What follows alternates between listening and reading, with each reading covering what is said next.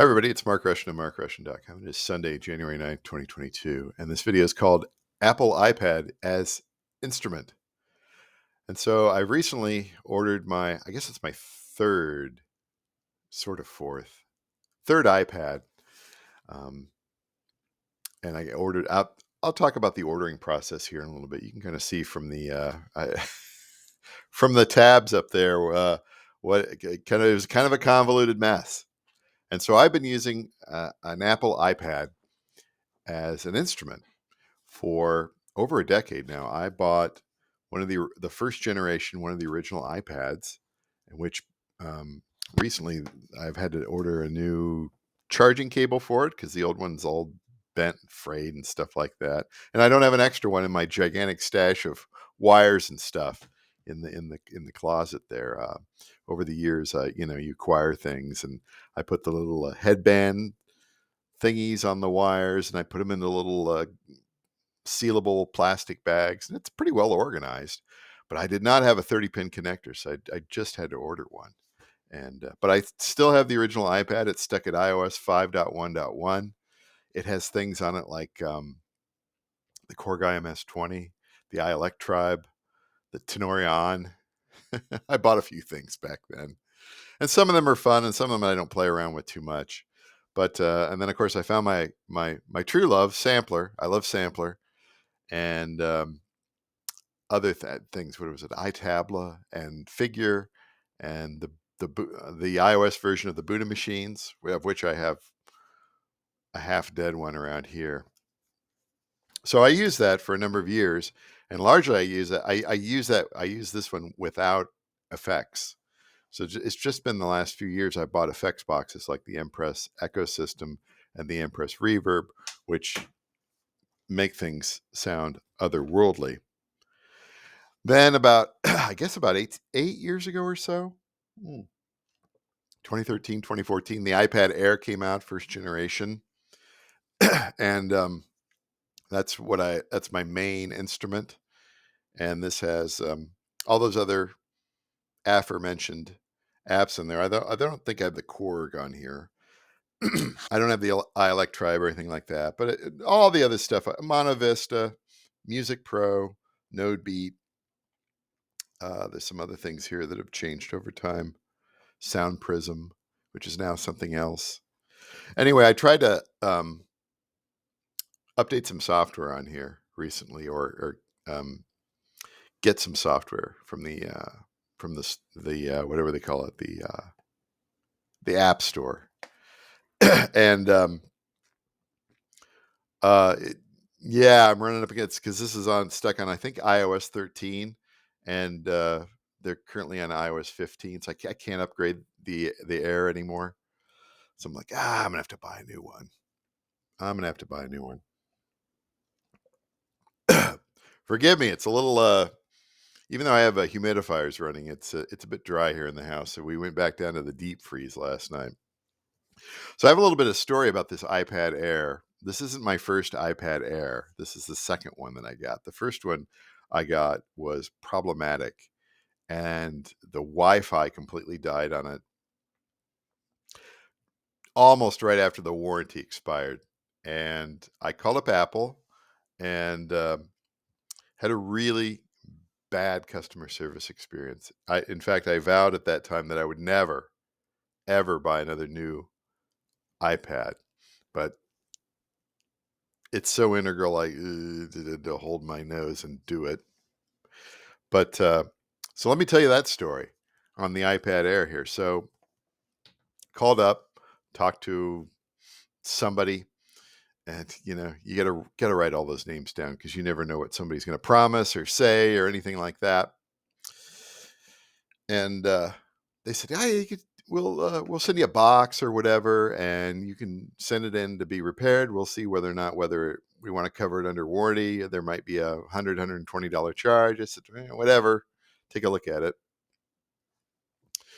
And then they said, we'll send you a loaner, because it might take some time to repair this. But what, you're going to send me a loaner? Awesome. Great. Wow. I love Apple. And so anyway, took this to whatever, the UPS store or something like that, or maybe it was I can't remember. And they had everything there for me, and they boxed, and I never saw it again. And a couple days later, the loaner iPad, this one, shows up on the scene, and I'm using it and everything like that. And a couple months later, there's a charge for, I don't know what it was, $329 or something like that on my credit card. And I was like, well, what's this? Is this, did somebody get a hold of my credit card and they're buying an iPad or something like that? Then I unraveled everything. And they're like, well, that wasn't, I talked to somebody else and they're like, well, no, no, no. No, we sent you, you're buying that, we sent you that iPad Air. You bought that iPad Air. That was the loaner. I'm like, what are you talking about? You guys are going to fix my other one. Well, and it was just really sketchy, really sketchy. And I was like, wow, ew. They put that True Coat on at the factory, It's just like, it's like that scene in Fargo. It's just like I felt scammed. And I said to Apple, I said, you know what? I'm going to work with my credit card company and dispute that. And they came back and, had to talk to some this or that. And they said, don't worry about it. Don't worry about it. I'm like, really? Really? That's it? Don't worry about it? Are you kidding me? All this stuff I had to, all this time that I spent. And then what do you got? You get some rogue tech support person? What's going on? They never explained it. So it always left a bad taste in my mouth. And I did keep using it just because, well, I mean, what's the alternative? Using Android or a Fire tablet or something like that? What is on there? Like the Chaoslator and a couple of crappy drum machines? There's nothing on the Android side. So stuck with this. And then, of course, this becomes obsolete or starting to become obsolete. I can still sell these on eBay for about $95. And that's probably what I'll do with that. So what I thought I would do was, well, I'll go. I don't want to buy it from the Apple site. Maybe a store around here has one in stock. And so let's go over here. I went out and just did this simple iPad, Walmart. I got a bunch of Walmarts around me. Big deal. And there's something. Wow, it's $30 cheaper than everywhere else, including the Apple site. That's a little suspicious, right? And then I click through it, and there it is. That's. I don't need anything. I don't need the Pro. I don't need the Mini. I don't need the Air. I just want something with 64 gigs is fine. That's 4 times bigger than the current Air that I have. It'll run the latest OS. $299. And then it was like free pickup tomorrow in Muscatine, which is like 40 miles away from where I am. And we've had some bad weather lately. It's just extremely cold and then freezing drizzle and stuff like that. So I didn't want to be on the road, particularly spending, an hour and a half there and back. Big country highways. No thanks. And then here's the other thing. Free pickup tomorrow at Muscatine. So then I click through and I'm like, well, do they really have one, right? So none of the other Walmarts in pretty much all of eastern Iowa, none of them. Davenport didn't have one. Cedar Rapids, Coralville, Iowa City, Washington, Tiffin. Nobody had one, which was a little suspect. But I was kind of like, well, I don't know. Maybe I could go get it. And I don't know. And then I called the store. And pressed 2 for electronics, and just it rang forever. And then eventually got back to customer service, and they're like, they were going to call somebody or whatever to see if it was there. I was on hold forever. And so I was like, here's what I'll do. I'll click on that. I'll initiate the order. They might say that it's there. And then I drive all the way there. And it's, oh, well, we sold it, or it's, it's something. When there's only one, you really trust but verify. just the very thought, right? And so I thought, well, gosh, Target sells this stuff, don't they? And so $30 more. This is the same price out on the Apple site. And I was kind of like, well, maybe I'll just swing by Target. It's just a few miles away.